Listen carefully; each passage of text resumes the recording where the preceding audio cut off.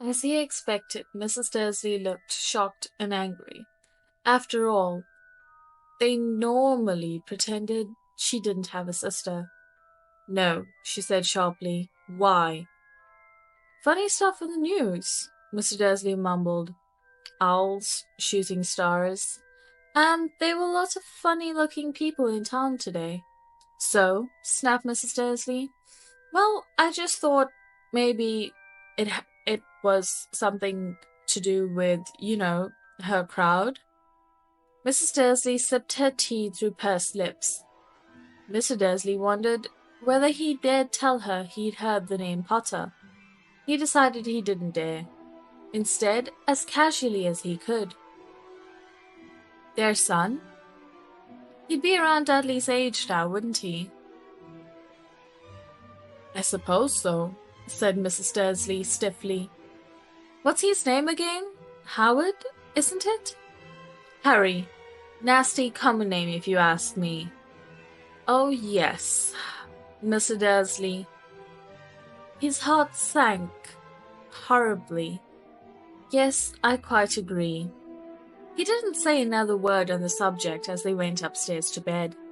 While Mrs. Dursley was in the bathroom, Mr. Dursley crept into the bedroom window and peered down into the front garden. The cat was still there. It was staring down at Privet Drive, as though it were waiting for something. Was he imagining things? Could all of this have something to do with the Potters? If it did, if it got out that they were related to a pair of, well, he didn't think he could bear it. The Dursleys got into bed. Mrs. Dursley fell asleep quickly, but Mr. Dursley lay awake, turning it all over in his mind. His last comforting thought before he fell asleep was that even if the Potters were involved, there was no reason for them to come near him and Mrs. Dursley. The Potters knew very well that he and Petunia thought about them and their kind. He couldn't see how he and Petunia could get mixed up in anything that might be going on. He yawned and turned over. It couldn't affect them. How very wrong he was. Mr. Dursley might have been drifting into an uneasy sleep, but the cat on the wall outside was showing no sign of sleepiness. It was sitting as still as a statue, its eyes fixed unblinkingly on the far corner of Privet Drive. It didn't so much as quiver when a car door slammed on the next street, nor when two owls swooped overhead. In fact, it was nearly midnight before the cat had moved at all. A man appeared in the corner the cat had been watching, appeared so suddenly and silently, you'd have thought he just popped out of the ground. The cat's tail twitched and its eyes narrowed. Nothing like this man had ever seen on Privet Drive before. He was tall, thin, very old, judging by the silver of his hair and beard, which were both long enough to tuck into his belt. He was wearing long robes, a purple cloak that swept the ground, and high-heeled buckled boots. His eyes, blue, light, bright and sparkling behind half-moon glasses, and his nose was very long and crooked, as though it had been broken at least twice. This man's name was Albus Dumbledore. Albus Dumbledore didn't seem to realize that he'd just arrived in a street where everything from his name to his boots was unwelcome. He was busy rummaging in his cloak looking for something. But he did seem to realize he was being watched, because he looked up suddenly. The cat, which was staring at him from the other end of the street, for some reason the sight of the cat seemed to amuse him. He chuckled and muttered, "I should have known." He found what he was looking for inside his pocket. It seemed to have been a silver cigarette lighter. He flicked it open, held it up in the air, and clicked it. The nearest street lamp went out with a little pop. He clicked it again.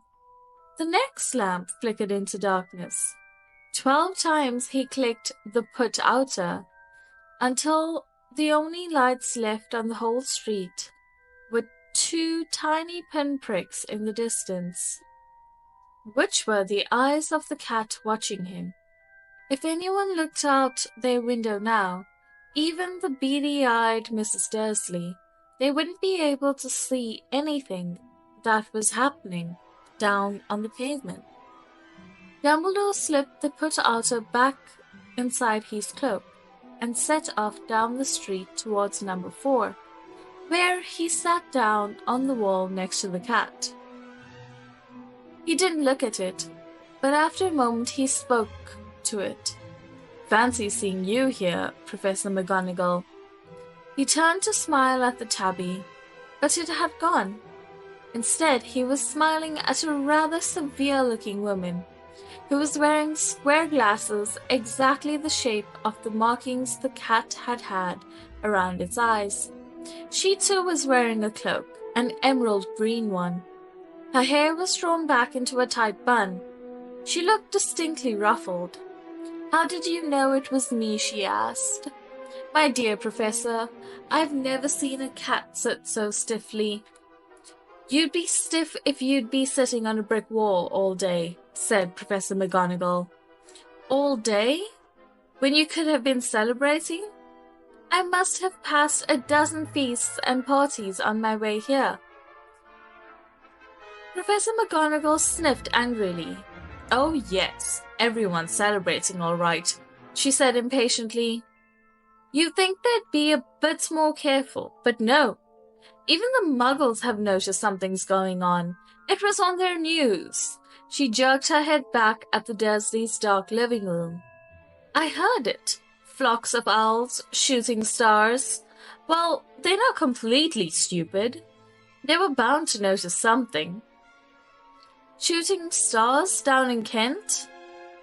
I'll bet that was Daedalus Diggle. He never had much sense." "You can't blame them," said Dumbledore gently.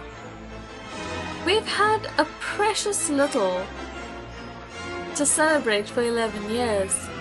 "I know that," said Professor McGonagall irritably, "but that's no reason to lose our heads.